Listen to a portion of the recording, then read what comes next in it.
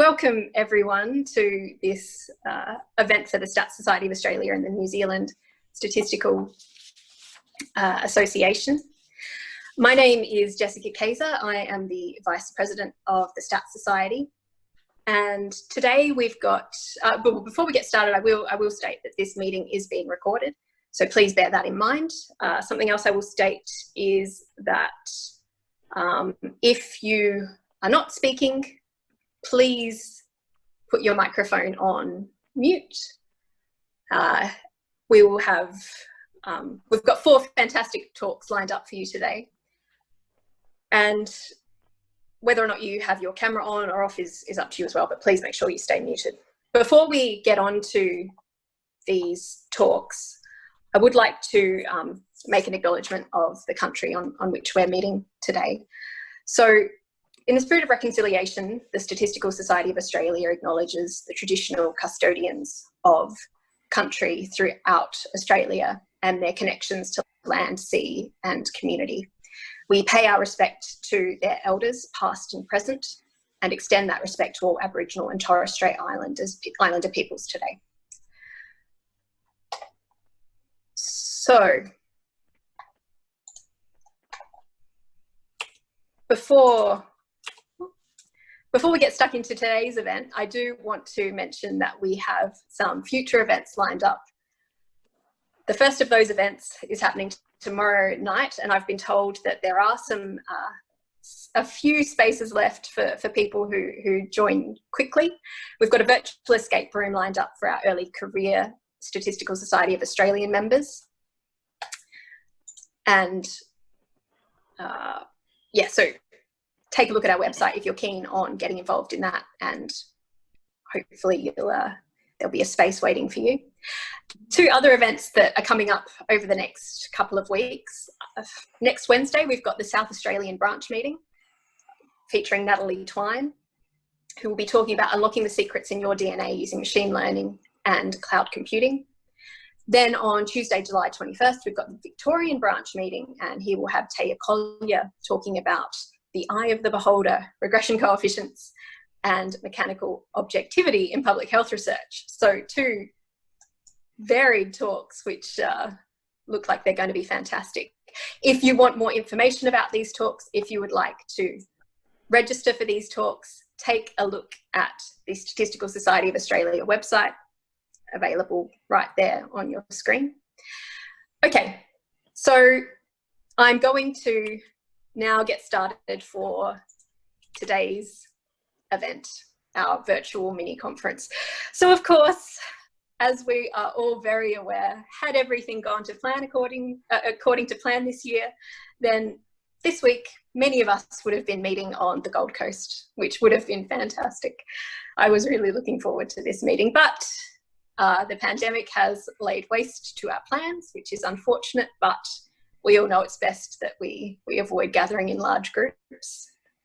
So to replace this event, or as a small replacement, a taste of what we're missing, we've organised a mini virtual conference today. So we've got 4 fantastic speakers lined up to talk about their research from New Zealand and Australia. So a fantastic mix. Each of our speakers will have 10 minutes to present their work, and they will then have 5 minutes for questions. As I said before, please unmute yourself. Well, please keep yourself muted during the talks. If you do have questions that you would like to ask, you're welcome to type them into the chat, and I will read them out during the question time, or alternatively, you can unmute yourself and ask the question for yourself. So like all good conference sessions, we are running a bit behind time already. So I'm going to hand over to our first speaker, Sepi Sharif from the University of Otago. I'll stop sharing my screen and let Sepi share hers. So Sepi, please take it away. And I will give you a warning when you've got 2 minutes left. Hello everyone, my name is Sepi Sharif. People call me Sepi. Originally I'm from Iran, but I'm New Zealander citizen. So my PhD is in School of Pharmacy at University of Otago. This is the fraction of my PhD with the title of exploring the computational efficiency of inductive linearization for pharmacokinetic and pharmacodynamic systems of nonlinear ordinary differential equations. As I said, this is just very early initial part of my project, and we just use that work to explore the technique that we developed, which is called inductive linearization, as a method to solve optimization problems in the area of pharmaceuticals. The outline of my talk is the background, impact statement, introduction about pharmacokinetic-pharmacodynamic, little bit refresh about linearity and ordinary differential equation, the aims and what I have done. Impact statement, NLMXR is a tool for fitting nonlinear mixed effect models. The biggest advantage is that free and open source. You can find lots of support packages and community. It guarantees end user freedom to run and share and modify based on their needs, their need and their use. Our solution will enable a faster and more stable modeling platform. These techniques explored here for nonlinear ordinary differential equation will be incorporated in the NLMXR software package later. This study is collaborating with an NLMXR team, Wen Ping Wang in the left and Matt Fiedler in the right, and they are based in USA. What problem does NLMXR done? This technique helps to understand the response of individual patients to the drug dosing, the source of between individual variability, what dosing regimens are likely to optimize the response in an individual, with the ultimate goal to customize the dose and drug for the individual. Related software, Monolix, NonMem, and FIM.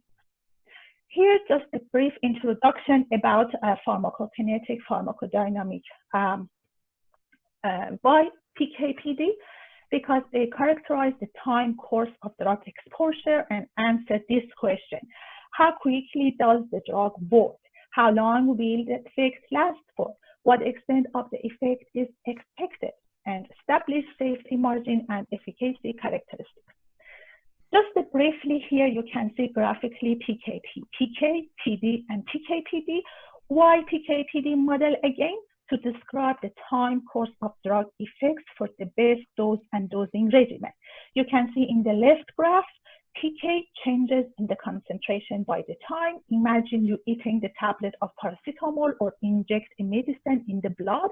By the passing the time, concentration drops. This is the PK. And the PD link between concentration and effect, the right-hand side graph, that with increasing concentration, the effect increase. And merging those two, the relationship between effect and time, which is PK-PD. Here, just a brief introduction about linearity, just to refresh the mind. Linearity is a broad subject.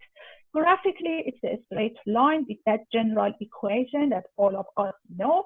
And the main point is that to estimate parameters A and B for the population of interest with the least error of the population. And two important properties, additivity and homogeneity. Linearity is a matter of perspective. From the PK perspective, the simplest model is the injection through the body. This is one compartment IV bolus. The equation written here, you can see the concentration. It's a relationship between elimination and dose based on the divided by volume. So from the PK perspective, this equation is linear and good to go. But from the mathematical perspective, it's nonlinear. Why do we care about linearity? Modeling solutions for linear models are rapid, exact, and not dependent on the parameter. But we know that nonlinear models are everywhere. They are important and they are chaotic. As Pablo Parlio in the MIT says, it is impossible to build a theory of nonlinear systems because arbitrary things can satisfy that definition. PKPD and linearity, some models are linear, good to solve. Some models are linear, but they are time dependent, not too bad. Some models are nonlinear, difficult. Solution to nonlinear problem, what is it? It creates a linear approximation to the nonlinear model. Objective of this project is to propose and evaluate the solution of nonlinear ordinary differential equation that is rapid, exact, and not dependent on the parameters. And here is just a brief refresh ordinary differential equation, which we know that this is equation rate with a single independent variable. Here is the time. The most common example is a velocity, which reports the rate of the change to the position for a given time. And in the mathematics, you can say this is the slope changes in the y to the respect of x, and our x here is time. The simplest PK model is linear. You know that this is the model I show you, the simplest IV model with that equation. This is the algebraic expression. For the ODE shape, it is linear. And the general form of that shows the function and the coefficient. And we can see the function and coefficient not dependent to the concentration. But a nonlinear PK example is the simplest nonlinear, and you know that Michaelis-Menten. We're working on that one to perform, to check the performance of our technique. With the equation you can see of Michaelis-Menten, when it's coming to the rate equation, again, with the general form is the function, and here your coefficient dependent to the concentration. So that means this is nonlinear, and this is a problem now, and we have to solve that one. What has been done already? So the clever technique called inductive linearization method, introduced already 2014 by Dr. Hagazi. Application in model order reduction, proof of convergence, got lots of reference if you want to look up. This method converts a nonlinear ODE into a linear one, and you can see by changing and using that technique, your coefficient is not anymore dependent to the whole value of y. In return, it's just dependent to the previous value. And this equation, it could be very similar to the Picard equation, but the simplest part of that. And solving a linear ODE can be solved by any number of numerical integration techniques like eigenvalue decomposition, Laplace transformation, or time stepping ODE Runge-Kutta, which I did use eigenvalue decomposition. What I have done, I used that linearization with two parts, one the linearization and one integration decomposition matrix. Optimizing the solution, so I tried to just see what is the number of n should be and how big should be for the part of linearization, and the integration technique which I used, that was eigenvalue decomposition to optimize the step size. So ODE 45, but that graph for our model, and this is the equation of our model, which is Michaelis-Menten. We want to check the accuracy and the speed of inductive linearization, our technique based on ODE 45, and compare to the gold standard ODE 45. To do that, for checking accuracy, iteration as a step size is the function of relative error between inductive linearization and ODE E45. Also, the runtime, which shows the speed. Again, step size and iteration are the function of that. The plane part is ODE 45 solution, and the other plane is ME, or inductive linearization. We want to check. By exploring, we found the number of iterations 10 and the step size 1 minus 10 with the speed better than ODE 45 and reasonable accuracy. Another example, check our model with the Van der Pol equation, and you know that this is the Van der Pol equation for mu is 1 by 1 by 2, for mu 10 y1 y2.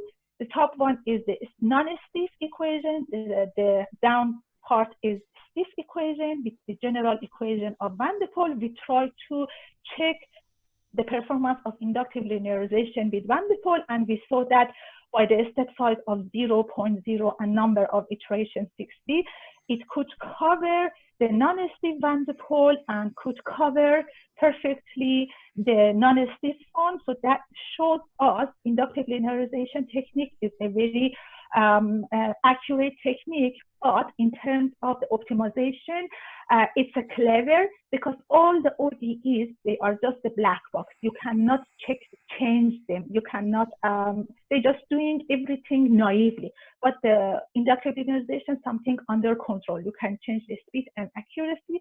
And this is the best things that we are working to find it. End of the story. Thank you very much from the University of Otago and the School of Pharmacy, OPC. And thank you so much for this. Thank you so much, Sepi. I think everyone will join me in giving you a round of applause. Okay, so do we have any questions for Sepi? I can't see any on the chat. Are there any on the chat? I don't think so. Did you want to say something, Sepi? No, that's fine. Okay, so I do have a question for you. It's about, so I guess a lot of my work is more applied than this work. What sort of problems have you applied, or do you plan to apply this work to? There are some medicine in the drug industry, like phenytoin or other example. I can say some, for example, the tangible example is alcohol. So they've got different pattern of absorb in the body. So to get the better concentration and adjust it for the individual of patient, you need to have a better, clear picture to adjust that dosing. But because the pattern of absorbed for those kind of medicine are non-linear, it's very difficult to adjust it.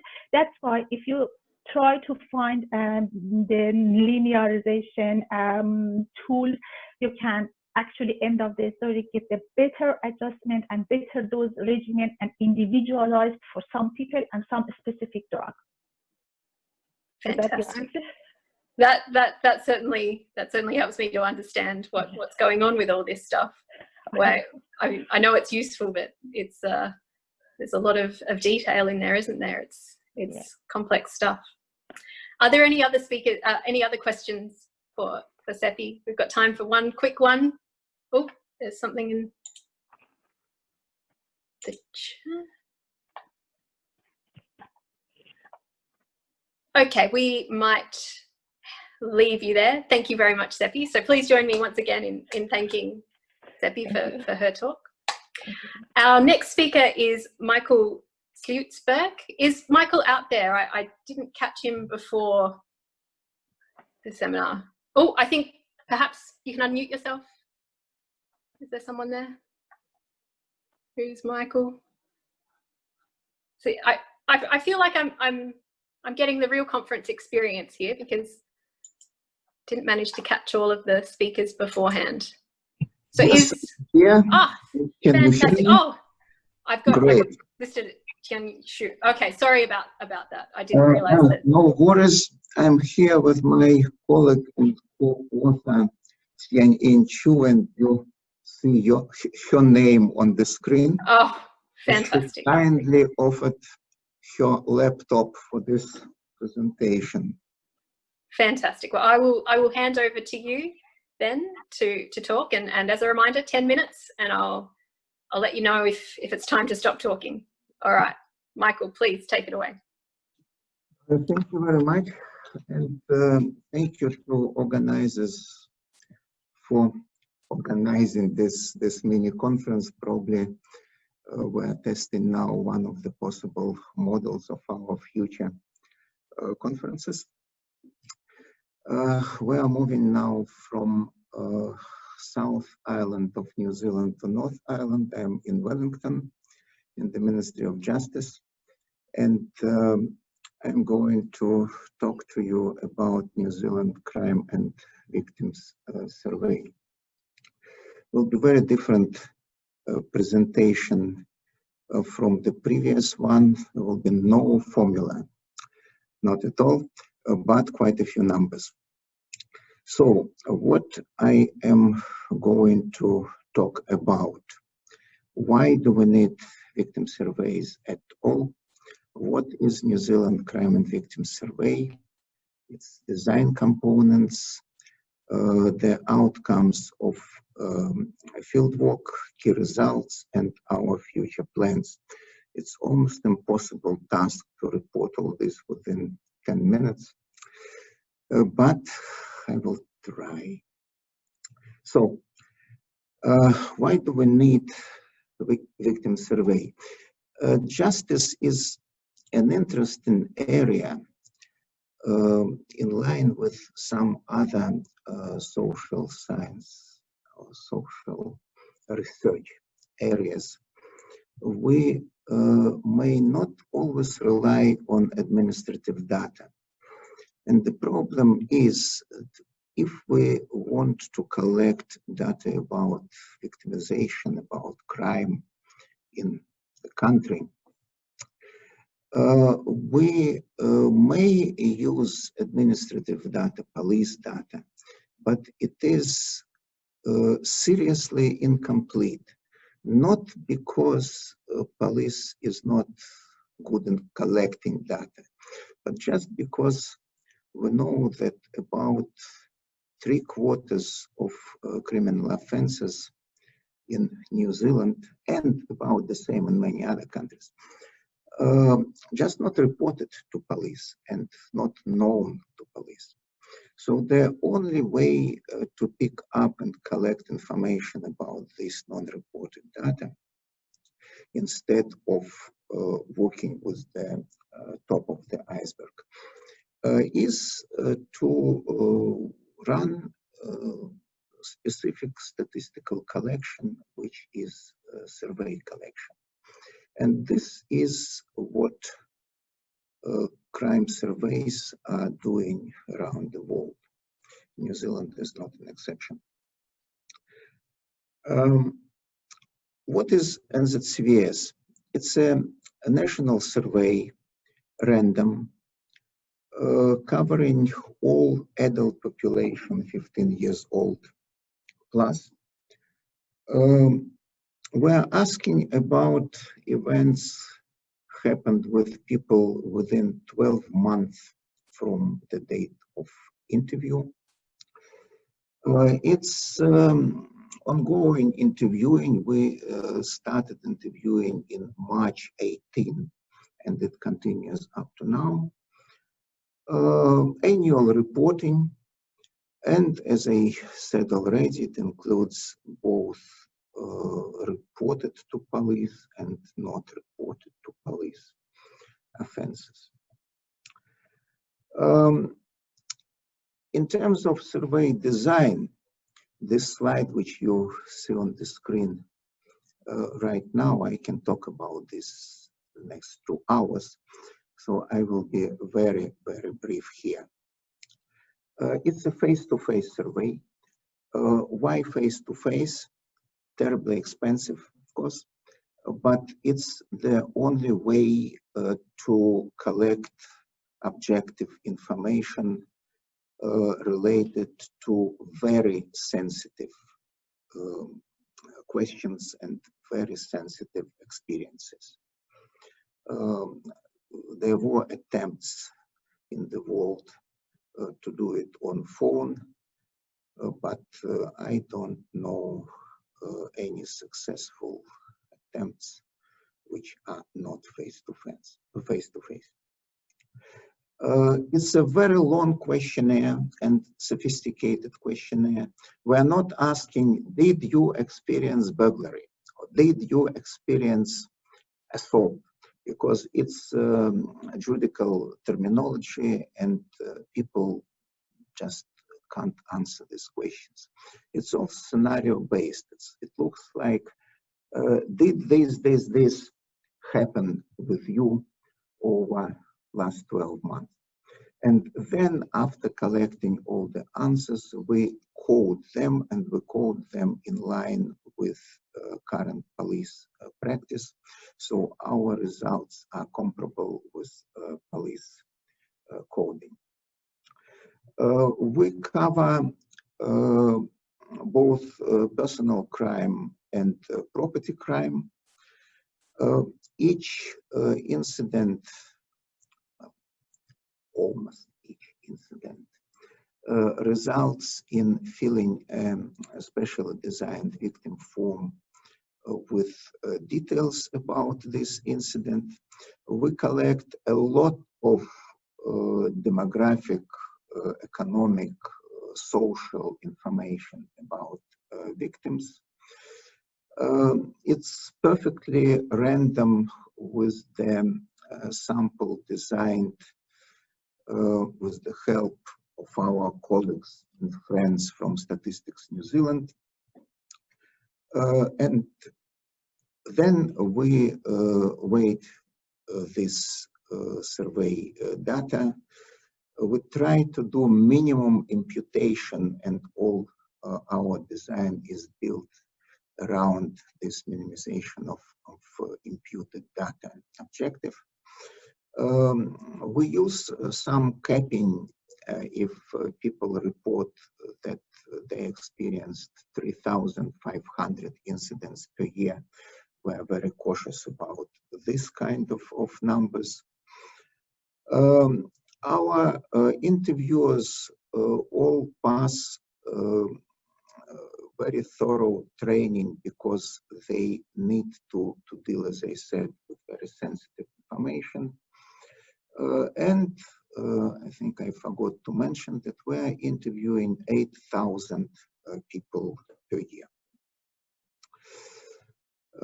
If you have questions about all this, we'll have 5 minutes. Just to give you some taste what we achieved in the field work, I forgot to say that we are now at the end of our 3rd year of interviewing. So this data on the screen relates to the 2nd year. You can see that we achieved very high response rate, which we're really proud of, 80% response rate. We have quite high satisfaction, around 85 to 90%, depending on different aspects of satisfaction. And we ask people if they are happy for us to link their data, their answers, with other databases, and if they are happy to participate in future research. And as you can see, we have 94% of agreement for both questions, which is super high. We try to disseminate our data and to report about everything we found as wide and intensive as possible. You can see we publish everything on our website, including not only data, but also methodology and some topical reports on particular prioritized topics. You can find all these things on our website. So the most interesting thing, what did we found? First of all,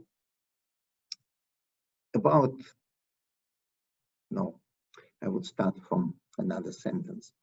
We have now results for 2 years in a line, and we found that these results are very, very consistent, which was great from methodological point of view, because we know now that our methodology is robust and our methodology results in reliable data. Now, we found that about 70% of New Zealand adults experienced no crime over the last 12 months. Is it good or bad? Well, I don't know. It's clearly a majority, but it means that 30% did experience crime, and so there is a lot of room for improvement.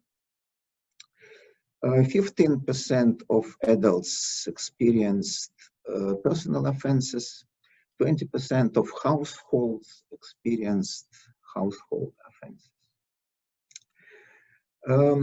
We found that the distribution of offenses is not equal if you will look at different social demographic groups. For example, young people are more at risk of victimization than old people, people 65 plus. Maori people are significantly have significantly higher level of victimization, 38% compared to 30% nationally. And interestingly, Chinese people have significantly lower level of victimization, 22%. The most widespread type of offenses is burglaries. 12% of households experienced burglaries over last 12 months. Michael, just letting you know, 2 minutes left. Wow. So then very quickly, and you will find all this information about crime on the website. Just the most important, I would say, findings. We found groups which significantly higher than national average are victimized. And here is on the screen the list of these groups. Not surprisingly, high victimization is for people living in more deprived areas, unemployed people, people with lower life satisfaction, people with lower feeling of safety, and so on. Interestingly, high victimization for people never married or being in civil union. We found the whole set of groups with lower than average victimization, which includes some geographic areas, ethnic groups, and so on. We have in-depth analysis of family violence and a lot of interesting information about family violence and its distribution. We found, it's amazing number, 6% of adults reported 52% of offenses. So concentration of crime is very, very high. And we are exploring who are these 6% of people. Survey data, research data, is used for policy development, for not by only by Ministry of Justice, but also a lot of other ministries and agencies across New Zealand.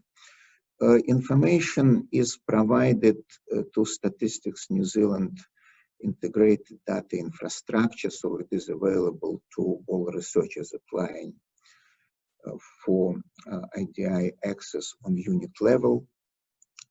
This data is used by Statistics New Zealand in their indicators Aotearoa dashboard and by Treasury in the Wellbeing Network. And we continue this survey. We try to explore in depth different areas every year in addition to the core survey. So I invite everybody who is interested in this unique data to visit our website or to contact us directly. There is a mail address. And please, if you have any ideas for us, any suggestions for us, we're very open to listen from you about this. That's me. Thank you, Michael. I think everyone will join me in thanking you. We do have a few questions in the chat for you, and given that we are running a little bit over time, I might ask you to see if you can respond to these briefly, perhaps following up with the speakers, with the questioners afterwards. But from John Haywood, we have the question, given the lengthy questionnaire, did you have troubles with missing data, for example, towards the end of the survey, which would not be missing at random? We have, well, it depends on the question, but for most questions, we have a very low proportion of missing data, and because of this, we avoid serious imputation. Probably the only piece of data which requires imputation is income data. All the rest is fine, and there is pretty high coverage. And one more question from Jacinta Cording. Have you looked at whether outcomes or characteristics are different for people who did and did not report the victimization to police or other authorities? I.e., do the people who do not report seem to be systematically different from those who do? Yes, of course, we did have a look on these differences, and they are reported in our annual reports. We have information about social demographic groups which report to police more often and less often. Thank you. And one final question from John C. Those intervals, are they standard errors or standard deviations or 95% confidence intervals?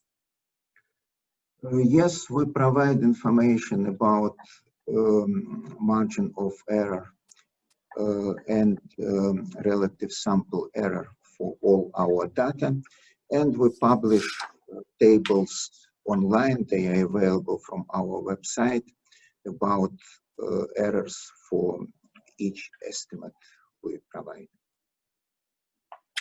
Thank you. All right, we might move on to our next speaker. Please join me in thanking Michael once more. A really interesting data set that sounds like it was incredibly difficult to collect. So thank you for describing that to us, Michael, and talking about all the hard work behind it. So we're now going to move on to Australia and Clara Grazian from the University of New South Wales. Clara, I'll ask you to share your screen and take it away. Thank you. Thank you, Jess. Okay, let me share it. Okay, so I'm going to present some work I've done with some Italian collaborators working at the Polytechnic of Turin and Sapienza, University of Rome. Before starting, well, I said I'm in Sydney, and not all of you are there, so it's a new environment, but I would like to show my respect and acknowledge the Bedegal people, who are the traditional custodian of the land I'm in. And I also would like to acknowledge and thank the Ministry of, the Italian Ministry of Education who supported this research. So the initial work was based on animal trajectories. So we have data from, in particular, like species under threat in Italy tend to be extremely analyzed. They tend to have GPS collars or devices who can give us information about their movements. And so we would like to model this type of movements, and we would like to do that in a realistic way. So we would like to be able to understand if it's something is happening that make a big change in the movements of an animal. So to do this, we have analyzed a female wolf, and data were collected between in March 2016 and then in May and June 2016. There was a huge change in the path of this female wolf, because at the beginning, in the first period, it seems her movement seems to be pretty erratic, pretty nomadic. In the second period, they were extremely concentrated around a center, which is probably the nest. And we know what happened in these two periods. So the female wolf had cubs. So it was a pretty big change in her life, apparently. But of course, so we know what happened, but in some situations, the changes are much less extreme. But we would like to understand if there was a big change in the behavior of an animal or a group of animals. So that could be due to some human activities, for example. So we would like to be able to model the changes in behaviors in order to then understand which may be the cause of this. So as I said, we would like to find a model to characterize different behaviors of the wolf and trying to understand if the same set of behaviors is present in the first window and in the second window as well. To do that, we have worked with a transformation of the data. So we had only GPS coordinates, so we transformed that in order to consider the movement itself. So we were working with the angle of the movement, which is a circular variable, and the step length, which is a proxy of the speed of the movement. So there was no loss in information in terms of movement. Of course, we didn't know exactly. So by looking at this transformation, we didn't know the exact position of the movement in the space. If we look at these new coordinates, you can see that all the information we had before is still present, because we know that there is a big change between the first time window and the second time window. So again, the movements seem to be pretty close to a center in the second time window and more erratic in the first one. The standard approach in this setting is to to use a latent variable representing the type of behavior, so the behavior, and then conditional on the behavior represented variables with some type of distribution, for example, a normal distribution. So the main statistical point is defining this latent variable and defining also the probabilities to be in each of the behavior. This classic assumption you do in this setting is the assumption of Markovianity. So you assume that the present influences the future, but the future is not influenced by the past. So like there is only one step of dependence in time. And then you connect these latent variables with this Markov assumption to a mixture model where you have some probabilities to belong to each behavior at each time. So the temporal dependence of the probabilities is just indirect, and it comes from the temporal dependence of the latent variable. So as I said, the probabilities are usually time independent, which is not really realistic in the modeling of animal movements, because we know that there is a change over time. So for example, if you think about resting and feeding, these type of behaviors happen in a particular moment of the day. Another problem is that if you assume this type of models, you have to assume that each state is present in each possible time window. And so it's not really possible to consider that one behavior or several behaviors can disappear over time. Another problem is that this type of models are very used because they are very efficient. This is true in discrete time. If you want to make the model a bit more complicated, so if you, for example, want to consider continuous time, the efficiency is pretty lost. And so they become computationally very intensive models to estimate.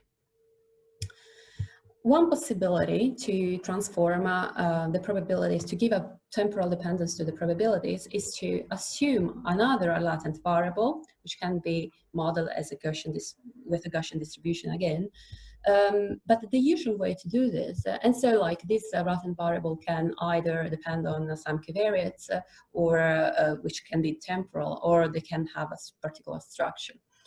However, is that this is considering this latent variable as so it's fixing k-1 latent variables, where k is the number of behaviors, and fix the last one in some way, and so you consider the last one as a reference one.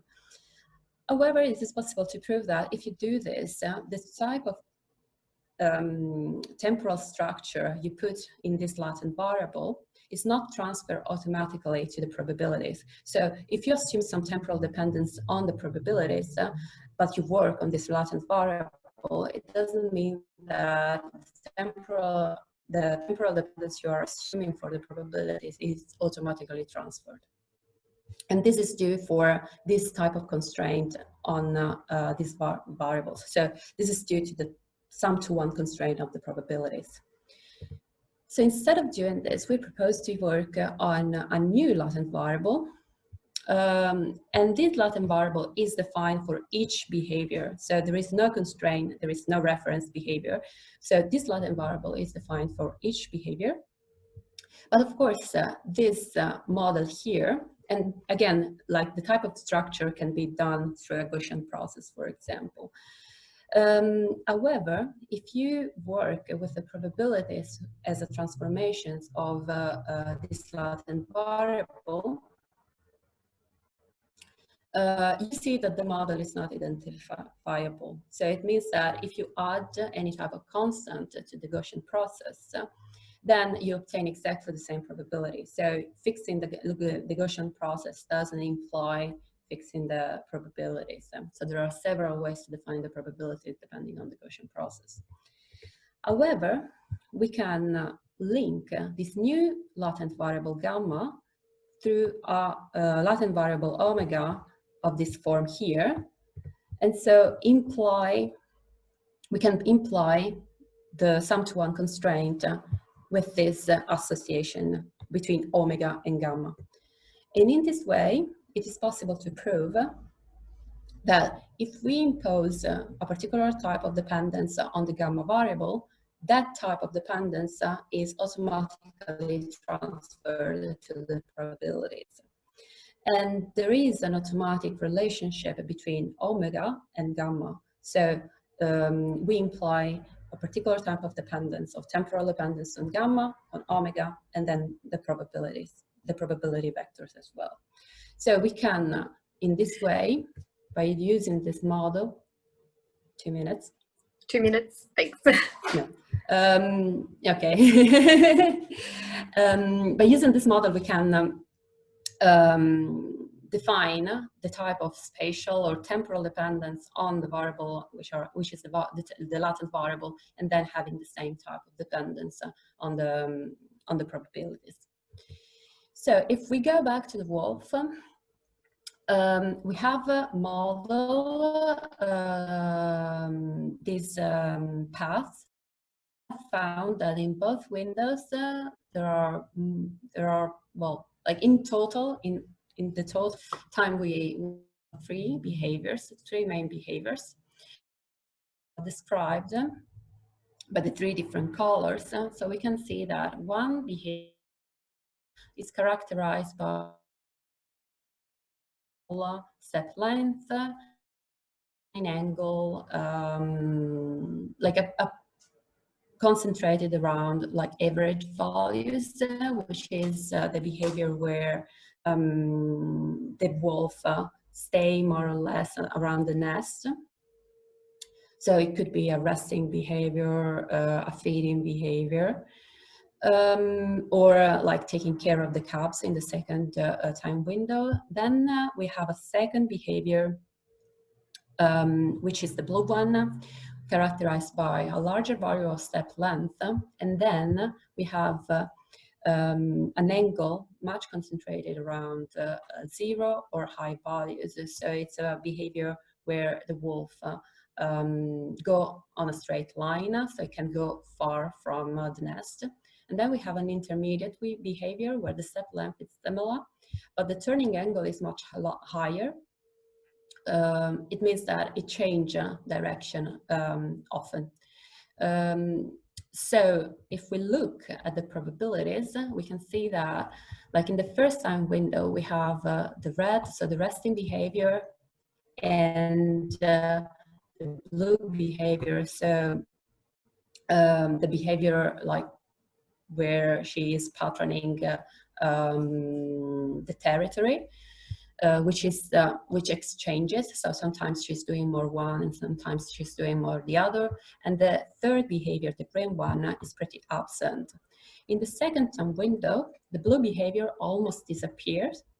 And there is only an exchange between the green and the red behavior. So it is possible to see that with this type of modeling, we can give a temporal dependence to the probabilities, and we can also assume that one behavior disappears over time or reappears over time. So I would like just to conclude by pointing to the result of this work, which is already published, and then some references about compositional vectors, so probabilities vectors and hidden market models. Thank you very much. Thank you, Clara. I think everyone would again join me in thanking you for that fascinating talk. Are there any questions out there for Clara? I think it's gone quiet. Please unmute yourself if you do have a question. So I've got a question. We've got, please. Yeah, kia ora everyone. It's John Hayward here. Just wonder if you really do benefit from having all possible states in both. For example, in that example you've given us, which was quite, you knew what was happening, and it was quite clearly very different behaviour. Whether you know, a mother with cubs might well behave in some ways that would never have been seen when she hadn't got cubs, and yet when she has, she does those sort of things quite often. I mean, I know you showed the blue state was more or less absent in the when she had the cubs. So I mean, I guess that's a kind of you can let the data show you what's not happening or what is happening. But is it too restrictive in terms of how you estimate and the number of states you need in your model to have all of them in there at both times, or could you actually switch between two different sort of time dependent I don't know, subsets of states in some way and identify them from the data in a more, I'm not quite sure where that's going, but yeah. Yeah, this is an interesting point. So like what we did was to suppose like we were in a situation where we didn't want to assume anything at the beginning to be able to see if something was like some type of behavior was appearing or disappearing. So this is a simple example. There are more complicated examples, definitely. So like we wanted to give the full set of behaviors, estimate them. So like actually at the beginning we didn't assume anything. So we tested for the number of behaviors. And then we decided to keep all of them all the time to see if it was possible that some behaviors appears or disappears. Of course, you can do. You can test over time, so you can decide to. So, like an alternative to this is to test over time. If a behavior appears or disappears. If you like the advantage of doing what we did was just to not having to assume anything about the number of behaviors and the type of behaviors present in a particular time window. So you could follow their presence or absence. Of course, if you have some information or if you are very interested in what happens at each point or a set of points, time point, I mean, you can test, and you can do the same we have done over all the 2 time windows in the specific time frame you're interested in. Okay, thanks, Clara. That's great. Yeah. All right, everyone, we've got our final talk of today with John Z. And John has asked me to share his poster, so hopefully everyone can see that. I'll just make it full screen. There we go. Yep, people might need to. So, John, I'll hand it over to you. Please take it away. And I apologise, everyone, for going over time. This is entirely my own fault for getting us started a little bit late. So if you do need to head off, please do head off. This talk is being recorded, so you can watch it later. Thank you, Jess. Thank you, everyone, for this last presentation. I hope this is not the least important. This is an important topic. So today I'm going to talk about the poster I prepared for the SSA and the NZSA's conference. So now I try to introduce this important issue to you. I try to draw every researcher's attention to the point, please join us, say no to Null Hypothesis Significance Testing. So before I talk about the content, so just can you just enlarge that so that we can see the introduction part clearly? Yeah, say to 30 or 40%. Yep. Thank you, Jess. So first, I'd like to just Jason and me, we two are the authors of this poster. So Jason's academic background, he is the associate professor. His research interest is in animal science.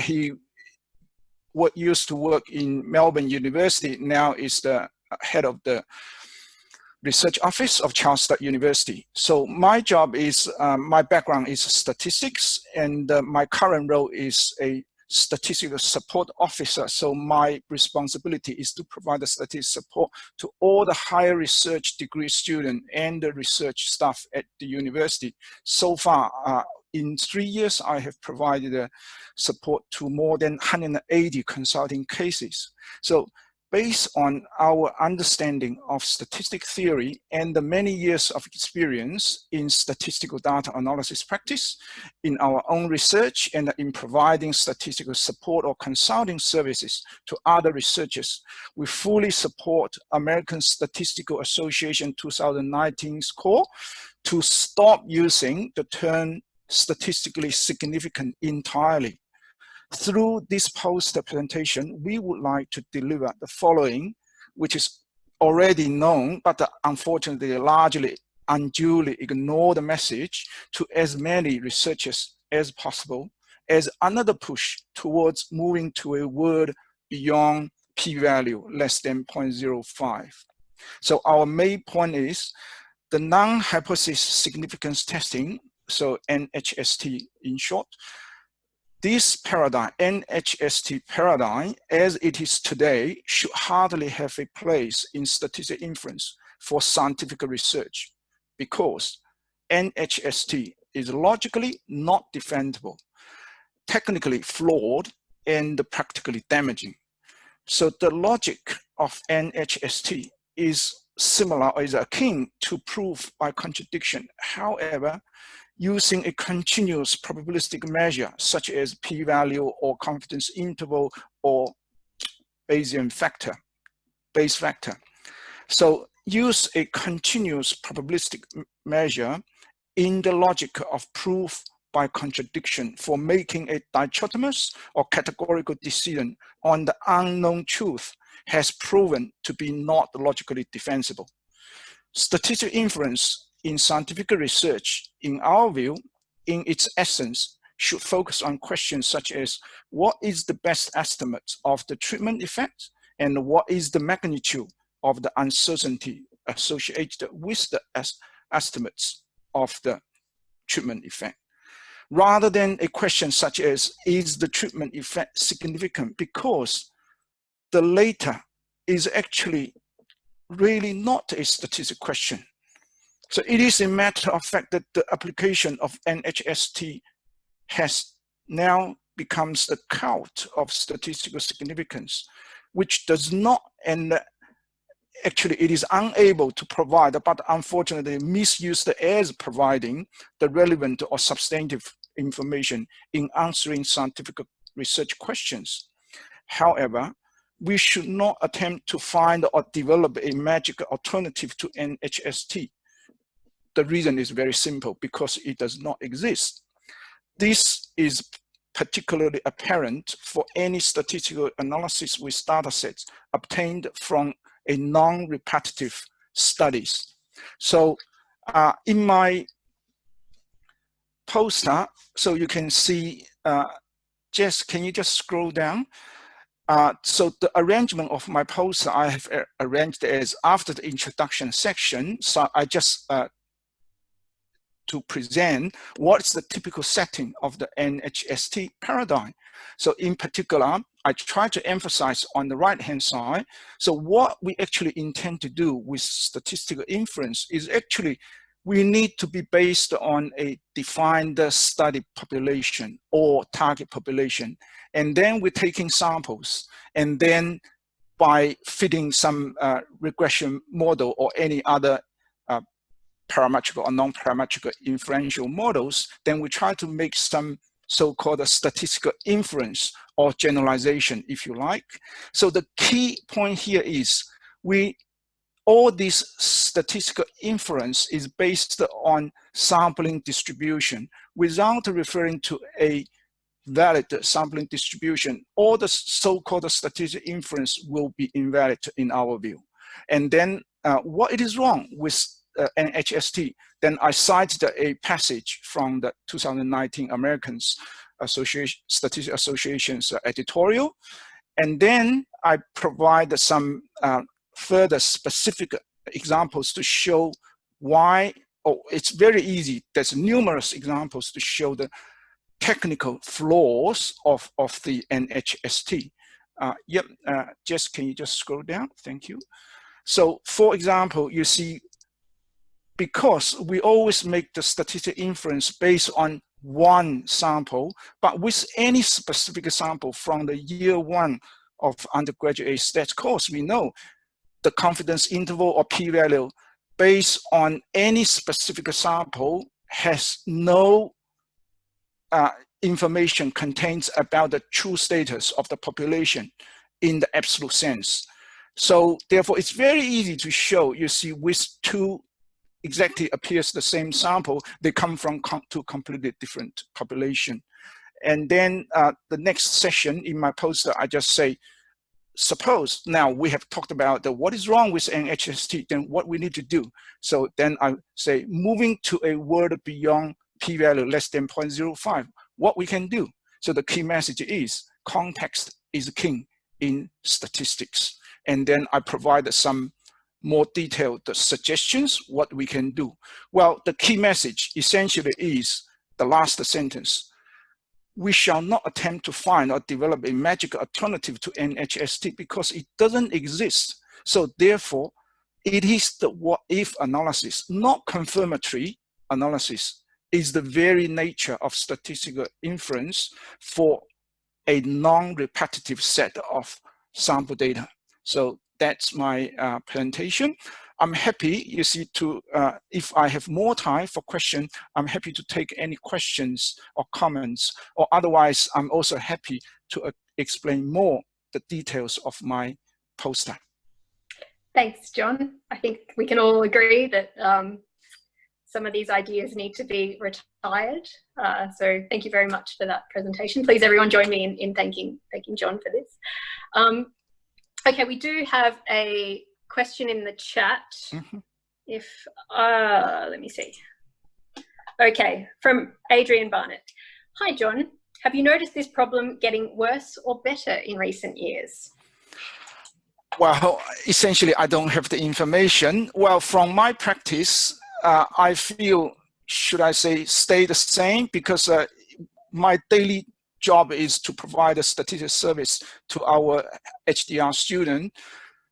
8 out of 10 times, they keep asking me the p-value, you know, try to test the statistical significance, I said, hey, you are a scientist.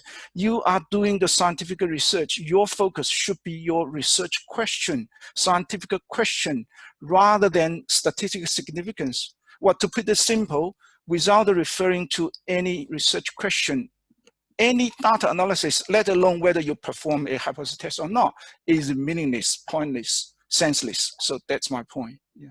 I would say remain the same at least. So that's why I'm so worried. I believe it's such a pressing issue. We really need to make changes, starting from the textbook and to other dimensions, such as the attitude of the authors, attitude of the editors, you see journal reviewers. So we should make this change. Otherwise, it will become a disaster as it is already now, in my view. Okay, we have one more question in the chat from Jacinta Cording. How much of your critique of NHST is to do with researchers or students' misunderstanding or misapplication of NHST versus inherent problems with the framework? For example, it is perfectly possible to use p-values as one piece of information when interpreting your findings, rather than only using it to dichotomize the findings as significant or not. Yeah, basically, I agree with this comment. So I'm not against the use of the p-value, but I totally agree with p-value. It's just one of the many evidence you see from the statistical data analysis perspective to justify or to disprove of your research findings. But what I'm against is the non-hypothesis test, the way we use p-value or the way we use confidence interval or the way we use, you see, a Bayes factor.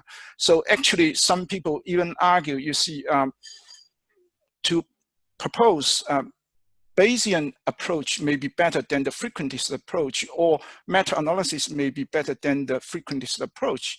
Well, I not necessarily agree with that. I mean, we need to look at it in a different perspective. We need to focusing on the sampling distributions perspective.